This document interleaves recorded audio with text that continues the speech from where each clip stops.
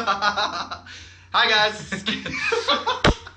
Hi guys, it's Kien and Max. Max Schooley. And this is Fan-Ime. We're talking about the first saga of One Piece, the East Blue Saga, which is basically 50 episodes. Yeah. So we're talking about 50 episodes, but instead of like going into like what I did with the Dragon Ball Super, where it's like, this is what happens in this saga. It's just the importance of the saga itself and the arcs that are in it. We're just talking about why they are important. Mm-hmm. So, to start off, we're just going to start with the characters. It starts with Monkey D. Luffy, who is the main character. He is a boy made of rubber, and his dream is to become king of the pirates. That's basically Luffy. And Roronoa Zoro, which is basically Luffy's first mate. Yeah. He is a former bounty hunter, and his goal is to be the greatest swordsman. Yeah. Nami, who is their navigator. Her goal is to map the world. Usopp is their marksman. I don't know. I think his goal is basically just to become a better man. Yeah, his goal is to become a better man. Like his dad. Prove that the stories that he's been telling about his dad are true. Yeah. Yeah. But he's also a liar. So he's a pathological liar. In the beginning of the story.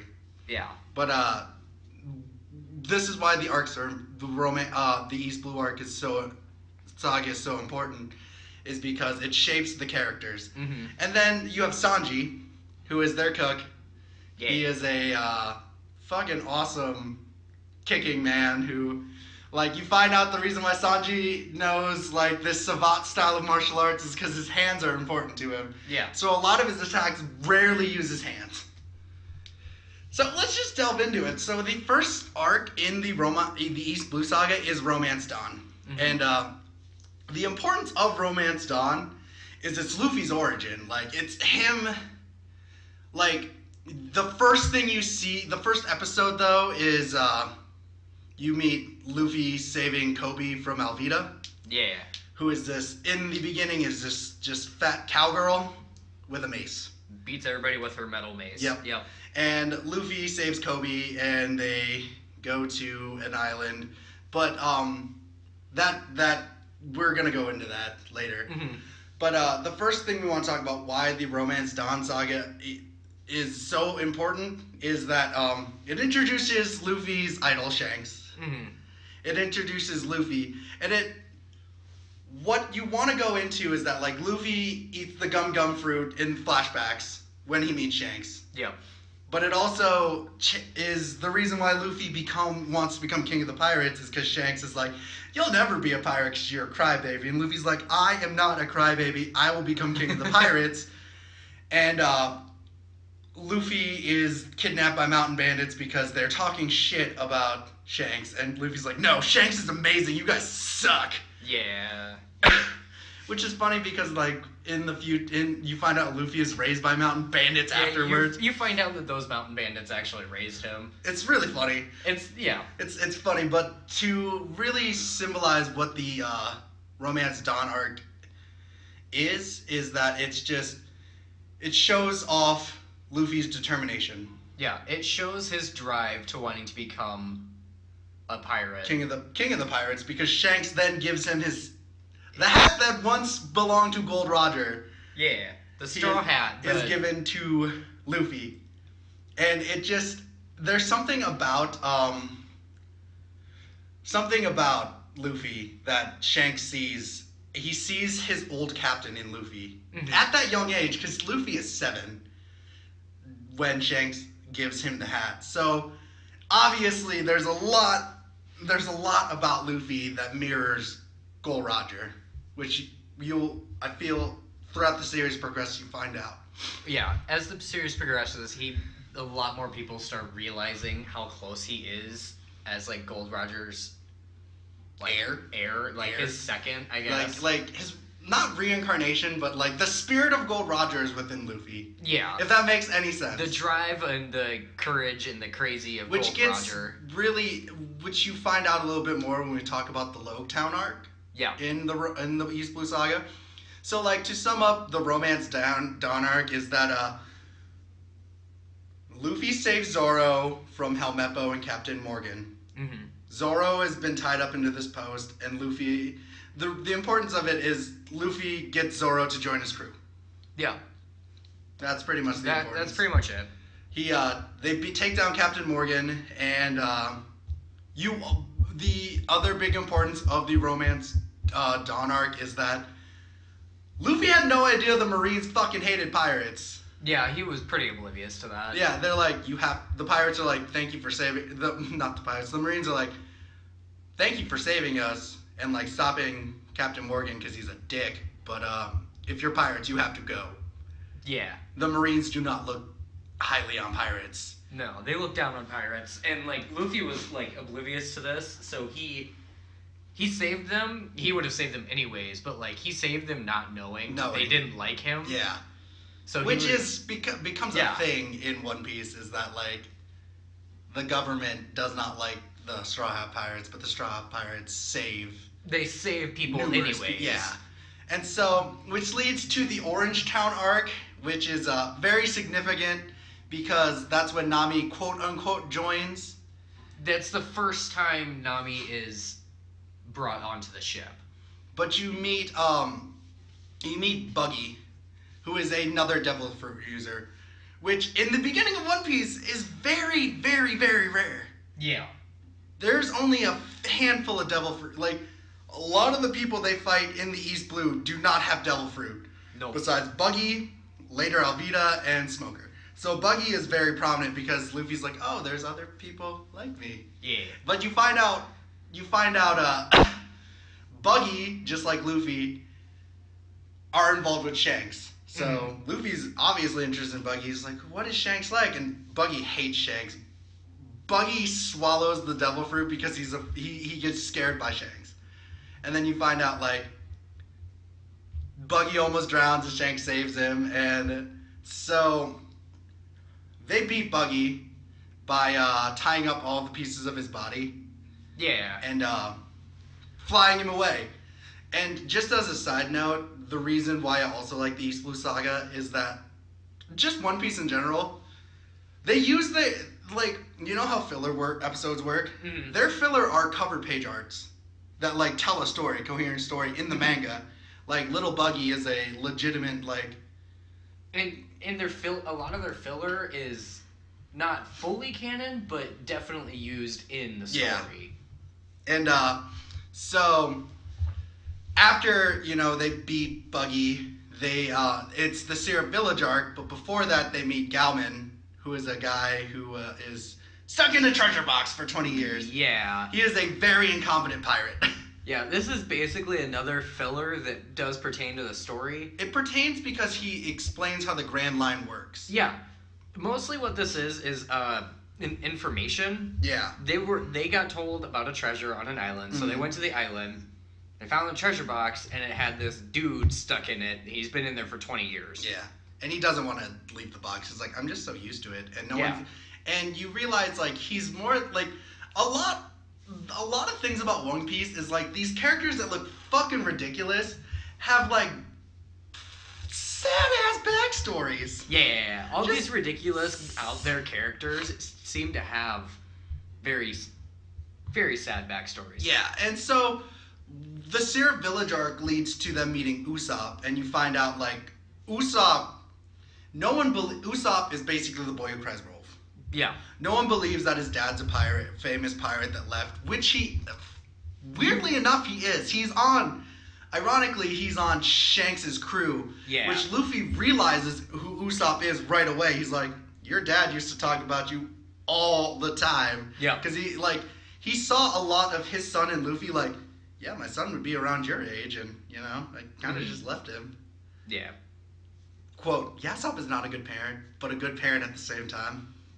Yeah, he's a good inspiration as a parent, but a horrible parent. Just a horrible parent. Just like in general, like horrible parents everywhere in One Piece. Yeah, that seems to be a very big thing in anime. The importance of the there are two importances of the Syrup Village arc in One Piece. It's they get their first ship, and the introduction to the Straw Hat Jolly Roger, which is terribly drawn by Luffy. Yeah, Luffy hand draws just a piece of crap. And Usopp joins the crew as their marksman because he's really good with a cannon. He's really good at aiming with a cannon and slingshot. You know, though the protagonist of that syrup arc, you're introduced to Captain Kuro, who is the second smartest person in the entire world. I guess. According to him. It's according to the lore in general. Is it He's really? the second smartest person under, can't remember, it's Shanks' first mate who's the smartest, and Nami's the third. Okay. Quote unquote. Quote unquote. You know, and then, like, you know, you find out, it's really sad, though, Usopp's mom dies. Yeah. And so that's why he tells stories. Yep. Like, you know, because his mom would tell him stories about how amazing his dad is. Yeah. He would tell stories to Kaya, who is this sickly girl who wants to be a doctor. Like, it inspires her to be a doctor. Yep. So Usopp is telling stories to this lady who is basically bedridden. She can't for the leave. most part of her life. Yeah. And so, like, what this arc is showing Usopp's character. Like, he's not a bad person. Like, he's a liar, but he's really heartfelt, and he really loves the people he cares for. He wants his village to be safe. He's terrible at it. He's a coward. He's a coward and a pathological liar, but he's doing it to try and help. Yeah. He just does it in the wrong way a lot of the time. Yeah. Yeah. Yeah. Pretty much. So, the arc that really, I think, shapes, besides the Logetown arc, is the Bartia arc, which is the restaurant on the sea. Yeah, the Bratia. Where you meet Sanji. Yep. But the importance of this is you get Zoro's backstory about why he wants to be the greatest swordsman, and he wants to be the greatest swordsman because of his childhood friend. Yeah, you go through, I think it's probably 2 or 3 episodes. It's 2 episodes. Flashback. Yeah, flashbacks of Zoro wanting to be training to try to beat this girl. Yeah. And he cannot. He can't beat her, and she is always put down by who happens to be her father, is running this dojo. Keeps putting her down that because she's a girl, she can never become this amazing fighter. And so Zoro and her are always training together, and he's never beaten her once. And this is where he comes up with the 3-sword technique, because he figures 3 swords are better than 1. So that's how he starts fighting her, with 3 swords. Kuna. Is that her name? Yeah, it's Kuna. Kuna? Yeah. Kuna. And she overhears her dad saying, like, she will never be the best swordsman because she's a woman. And that really pisses her off. And she's like, Zoro, fight me. And so they get into this fight. Zoro loses. And she's like, I'll never win anyways. I'm a girl. Like, you're going to become better than me. And Zoro's like, don't fucking say that. We're going to make a pact that we are going to be the best swordsmen out there. Yep. Which leads to her death. Yeah. She is beaten to death because she beat a dude, and she's like, I'm stronger than you. Yeah. Did not take it very well. No. And she's dead. Yeah. Him and his crew of basically thugs beat the shit out of her. Yeah. And which ends with Zoro getting the sword, the Wajimoto. Yeah. Wajimoto. He breaks down in front of her dad and asks for the family heirloom sword so that he can carry on her goal and his goal to be the greatest swordsman. Being the greatest swordsman. Which leads to him facing Mihawk, who is the greatest swordsman. Yeah, the greatest swordsman at this time and for a long time. Yeah. He gets his ass kicked.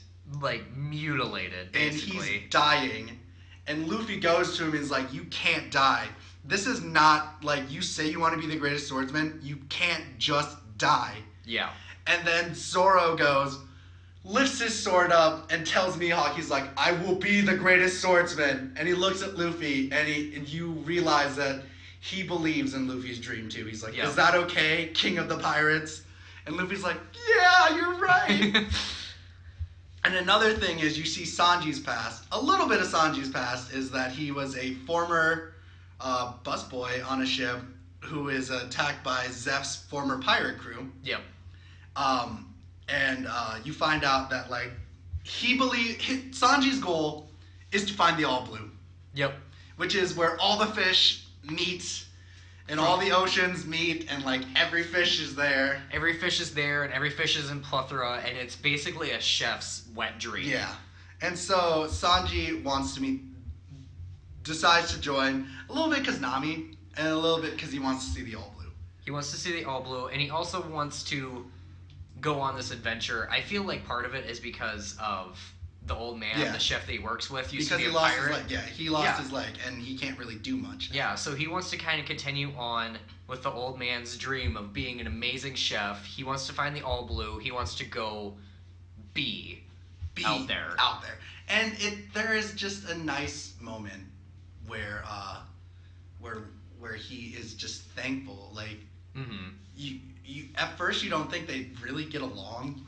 And then you just realize after the flashback of them starving to death together, like he gave him all the food and he took the gold. And him just thinking like, thank you for giving me this chance. Yeah. And everyone in the restaurant's like, you go to it, Sanji. You do it.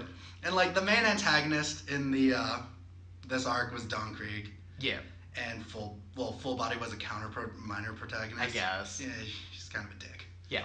But in this, it's also when Usopp is dubbed as a marksman because of the way he uses cannon, and Sanji joins. Unfortunately, this is also where Nami betrays them and steals the Going Merry. Nami steals the Going Merry in the midst of this. All this. Zoro is there with her, wounded as shit, which leads to Arlong Park. So Arlong Park is Feels City. Oh, hells yeah. You go through so many flashbacks and so many... Yeah, so what Arlong Park is basically Nami's story. Which is, Nami already had a shitty childhood. Her parents were lost in the war. She's saved by her adopted mother, Bellamere, who was then killed by Arlong. And then, for the longest time, everyone believes Nami is just an asshole for joining the Arlong Pirates. Yeah. Because Arlong saw that she is a great cartographer, and he's abusive as shit to her. Yeah, he beats the shit out of her and just destroys her mentally. Yeah, but then you find out why Nami is robbing from people and all that. She's trying to buy Kokiyashi Village. Yeah, she's trying to buy her hometown back from Arlong. So what happens in this arc is that the more importantly, like Zoro and Sanji fight, which is it's Zoro and Sanji. Yeah. They're always gonna fight the second and third strongest guy. But I think another important part of the arc is Usopp becoming more of a man, because in the previous arc before it, he really didn't have much to do. No. Besides besides using the cannon, and Luffy like, oh, you're the marksman. Yeah, he basically played a coward and did nothing except for shoot the cannon. He did very little. But in this, he's still a coward. He still runs away. Yeah. From the fishman. But he makes an oath to himself to try and become more of a man. He's not saying right now I'm changing. Yeah. But he's saying I want to become less of a coward. I want to fight my battles and face my fears. And he does. He ends up. You also find out how versatile Usopp is as a marksman and as a person. Yeah, he's able to break the sake bottle. Yeah, at Karibo, and then you assume it's a distraction. He throws a sake bottle at this dude, and then drenches him in alcohol. Yeah, and then he has a explosion one that sets the dude on fire, and then Usopp beats him with a hammer. Yeah, Usopp beats the shit out of him with a hammer. Just sits there and smacks him. Another thing with the Nami, it's just Nami finally saying "fuck Arlong." She stabs herself in the arm with her tattoo, and then you see why Luffy is such a good captain. He's not a smart person. Oh no, but he's such a great. He feels so deeply for his crew. He puts his hat on Nami. He's like, Nami, I gotta stop Arlong. I'll be back. Luffy destroys everything Arlong has forced her to make. Just destroys it. Yeah. But at the same time, another important, and it becomes important in the future. Yeah. Jinbei they're fishmen. And Fishman is a species that was imprisoned Mm-hmm. by the Sun Pirates, and that's why Arlong knew that he wasn't strong enough to take on the Grand Line, so he thought, I'm going to take over the East Blue. Uh-huh. Because, like, he's not as strong, like, as their mention of Jinbei, who becomes a very prominent character in the future of One Piece. Yeah. And Fishman as a species becomes very prominent. Yes, they do. But So- right now, they're viewed as Dicks. basically assholes. But you understand why they hate Yeah. humanity. Like, that's the thing. Like, the weird thing is that, like, Arlong's a dick, but, like, what he went through on the slave trade made him an asshole. Yeah, it becomes reasonable why. Yeah, like, you still hate them, and, you know, and whatnot, but you realize why they did it. So, the importance of this arc is just, it shapes, you have a quote-unquote full crew now. Yeah. These five? Four. Four. Nami, Usopp, Five Yeah. Sorry. kids are now on this grand adventure, and they're about to head to The Grand Line. Grand Line, but they stop at Logetown, which is prominent because it's where Gold Roger was born and dies. Yeah, and it's also the last port before the Grand Line, so this is their stop. They know they're stopping there. And the end of the arc gives Luffy his bounty, which is 30 million. Yeah, the end of Which the is pretty Arlong high part. for a noob. Yeah, for a newbie. all the Marines who see it are like, that's incredibly high And- for somebody's fresh yeah. bounty. So, Logetown is the last arc of the East Blue Saga. Yep. And it is what shapes the one, I think, for the way it looks to me, is what shapes the One Piece universe. Yeah. It's the first mention of prism stones. Mm-hmm. Prism stones are made of salt water, Basically, yeah. so they negate They devil nullify fruit powers devil- whatsoever. But what it really shapes is that Mihawk and Shanks meet, Mm-hmm. and Shanks is thrilled to hear that Luffy Has a bounty. has a bounty, and he's like, oh my gosh. And Mihawk brings up, he's like, the story used to tell me about a boy who was just like Gold Roger. Mm-hmm. And this is what okay. Why Logetown is so important is you meet Luffy's dad. They don't Monkey D. say Dragon. that, It's but not his you- dad, but in the long run, you meet Luffy's dad. Yeah. Which is not for another 500 episodes you find out that that's It's Luffy's dad, but it is. But what is important about this arc itself is it's not just Shanks that sees Luffy as Gold Roger. A bartender at the Gold Roger Yeah. doesn't close down the bar because he's like, there's pirates like you still out there, like Mhm. Gold Roger. But Smoker himself, like Captain Smoker, is the guy who's trying to get Luffy's bounty. But he notices when Luffy's about to be killed by Buggy Yeah.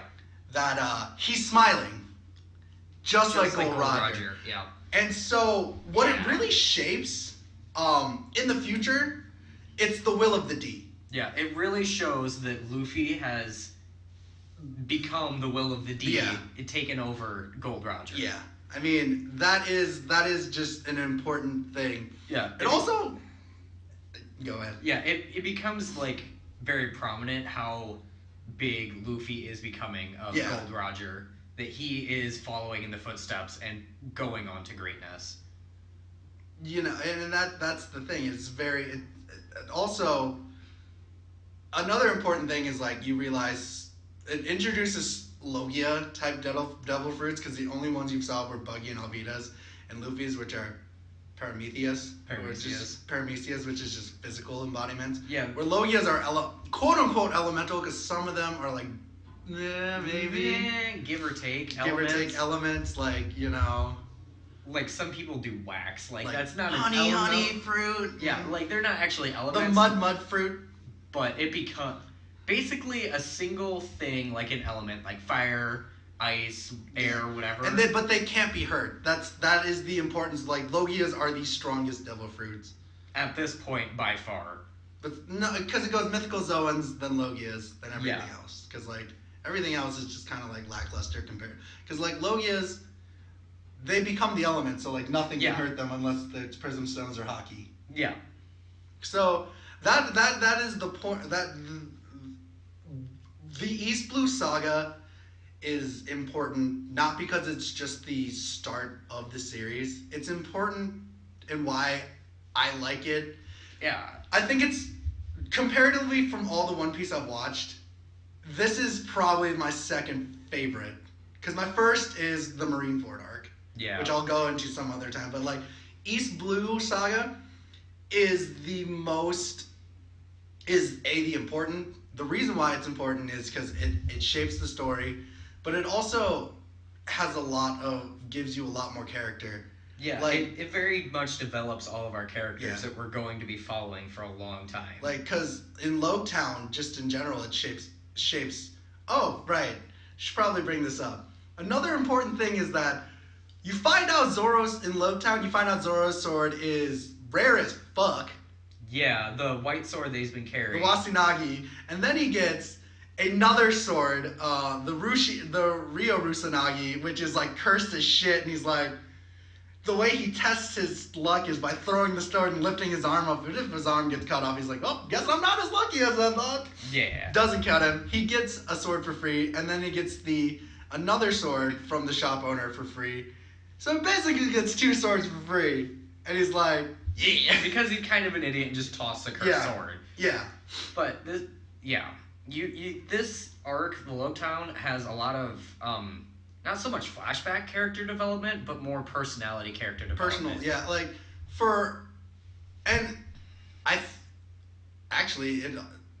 the 3 main people that it really brings personality development is Zoro with the swords, Usopp, who has to fight Daddy the Father because his lies get him in trouble, and to save his life, he has to shoot through a windmill, and he shoots through the crown because he hears Daddy the Father's life was spared by Yasopp, his dad. Mm-hmm. And Yasopp spared him because he sees the picture of Daddy the Father's daughter, and he's like, I have a son. Yeah. It's about, I'm a shitty dad. And he admits, he's like, I'm a shitty dad. I left him for the sea. Like, the sea called me. And, like, family or sea. Sorry. Sea it is. Yeah, you realize that Yasopp's kind of a shitty father, but that he's also an amazing role model for Usopp. Just, like, being brave.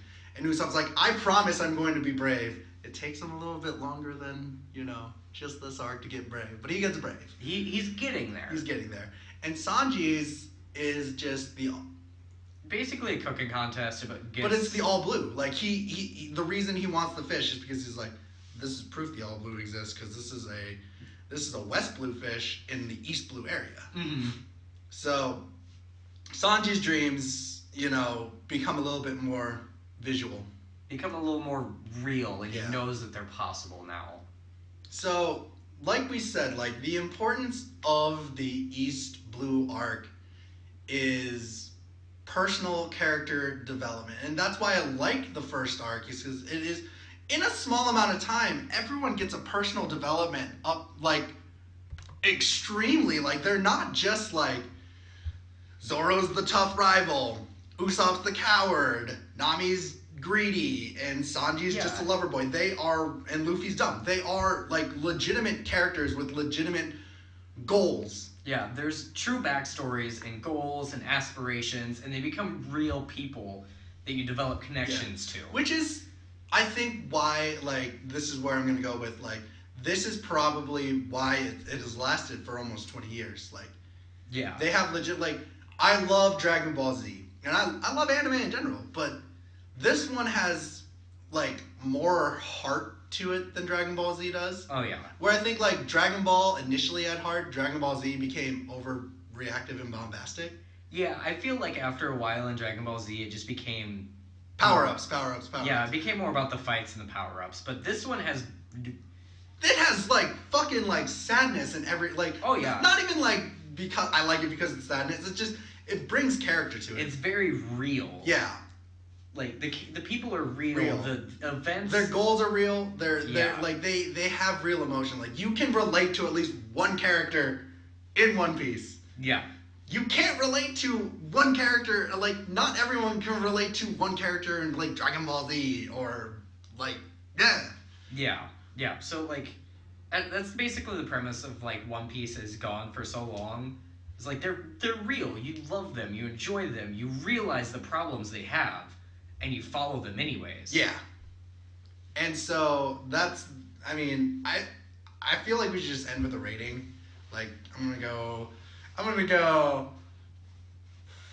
4.5 Jolly Rogers out of 5. Okay. Okay. What do you give it? I'm gonna give it an 8 out of 10. It was very solid, good plot, good development. No prominent plot holes. We know what's going on. There wasn't like anything fucking completely gone. Yeah. Like, I mean, there's some dumb shit, but yeah, there's some dumb shit that goes on, but like it's very understandable why it goes on. Yeah, it's reasonable and well developed, and I like it. There could have been some more things. Obviously, nothing's perfect. No. But it was good. It was great. Yeah. And I give it mad props for it. Yeah, I give like Oda just a lot of props. Right? Jeez. Oda, like, he took so much time and like fully developed these characters. Yeah, like, and it's even in the later run, like, you realize why One Piece is so long and so has lasted. And like, if looking back at it, is you realize why it's lasted so long. Yeah. So that's our review. Woo! Yeah. So check us out. Like, subscribe, whatever. Whatever you want. Be our guest. Be our guest. Have a good one. Bye. Bye.